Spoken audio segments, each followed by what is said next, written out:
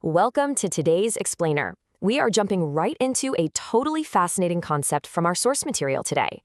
It's all about why highly educated, incredibly talented people so often find themselves struggling financially. Have you ever wondered about that? Why do brilliant professionals frequently end up strapped for cash? Well, according to the text, it boils down to a massive misunderstanding of what we should actually be working for. The core message we're unpacking today is surprisingly simple but incredibly powerful. Work to learn, don't work for money. Okay, let's dive into this with a question that the author loves to ask his students. Can you personally cook a better burger than McDonald's?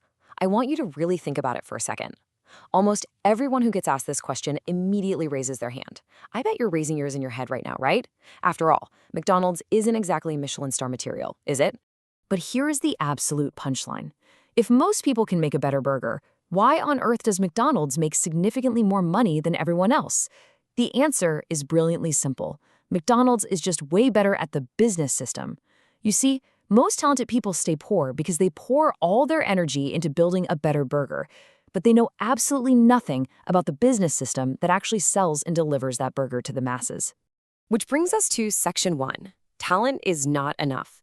To really illustrate this, the text shares a super compelling story about a brilliant young reporter from Singapore. So, she's got a master's degree in English literature and this powerful, crystal clear writing style. Yet she felt totally stuck writing for a local newspaper, earning just barely enough to pay her bills, while dreaming of becoming a wildly celebrated author. Now, when she asked for advice, someone suggested she take a course in sales and marketing. She was deeply offended. She said she was a professional who hated salespeople. But here's the tragic irony. Her immense technical writing talent simply wasn't enough without business acumen. The goal, as it was pointed out to her, is to be a best-selling author, not just a best writing author. She had the writing part down perfectly, sure, but she completely lacked the selling part. A business consultant hit the nail right on the head with this quote. They are one skill away from great wealth. The source actually backs this up with an anecdote about a talented young mechanic who could literally diagnose a car engine just by listening to it. I mean, the guy was brilliant, yet he still struggled financially. The major takeaway here, most struggling professionals, whether we're talking about mechanics, writers, or doctors, don't actually need to work infinitely harder at their specialty. They usually just need to learn one additional skill to completely multiply their income. So, what are these magic skills? According to our source, true financial intelligence is actually a synergy of 4 specific areas: accounting, investing, marketing, and law. The author emphasizes that financial intelligence isn't about extreme, narrow specialization at all. It's like a giant puzzle. It's the combination of these 4 specific skills. Mastering how they overlap and work together makes creating true wealth so much easier than just clocking more and more hours at a desk. And that leads us right into a massive debate explored in the text. Section 2, specialization versus learning. Let's look at this objectively and compare the 2 distinct philosophies presented in the text.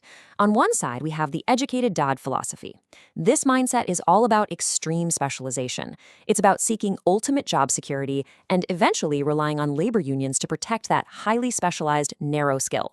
On the flip side, the rich dad philosophy focuses on generalizing, learning a little about a lot so you can understand how different departments interact in order to build comprehensive systems. These are 2 very, very different structural approaches to life and work. Let's move on and see how this actually builds in the real world. Here's a timeline of the author's highly unconventional career path based on that second philosophy. In 1969, he joined Standard Oil just to learn international trade. But then, he quit that secure job to join the Marine Corps from 69 to 73. Why? Specifically to learn leadership in highly dangerous situations.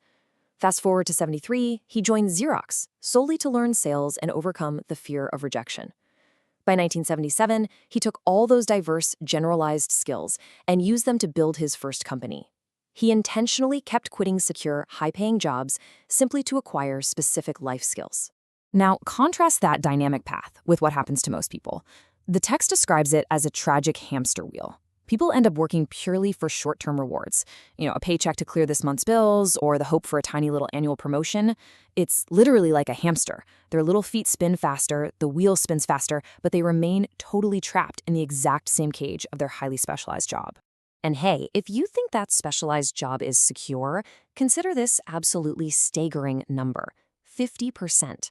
The source highlights a pretty shocking statistic from the AARP, noting that 50% of the workforce won't even receive a pension. And for the remaining half who actually do get one, many will receive a tiny nominal amount. It heavily underscores the extreme risk of relying entirely on so-called secure specialized jobs to take care of your long-term future, especially when you factor in things like rising healthcare costs. Which brings us to Section 3, McDonald's Real Secret. Let's loop back to our opening hook to uncover exactly why incredibly talented people stay poor. It all comes down to perfecting the burger versus perfecting the delivery and sales system. The text shares the striking story of an artist friend who inherited $35,000. And what did he do? He blew the entire inheritance on a single, extremely expensive, full-page magazine ad for his business. And it failed completely. He had spent his entire life perfecting his burger, which was his art, but remained totally ignorant of direct marketing and sales systems. Sadly, instead of learning from it, he just threw his hands up, called advertisers scammers, and missed the point entirely.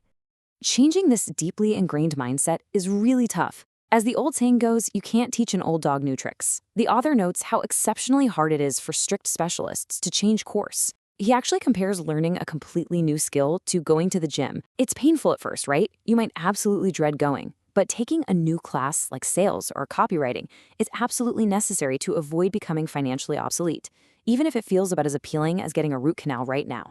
So, what exactly should we be learning? That brings us to Section 4, Essential Skills for Success. There are 3 absolutely critical management skills required for business success. 1. Cash flow management. 2. System management. And actually, this importantly includes effectively managing your time with your family, which is huge. And 3. People management.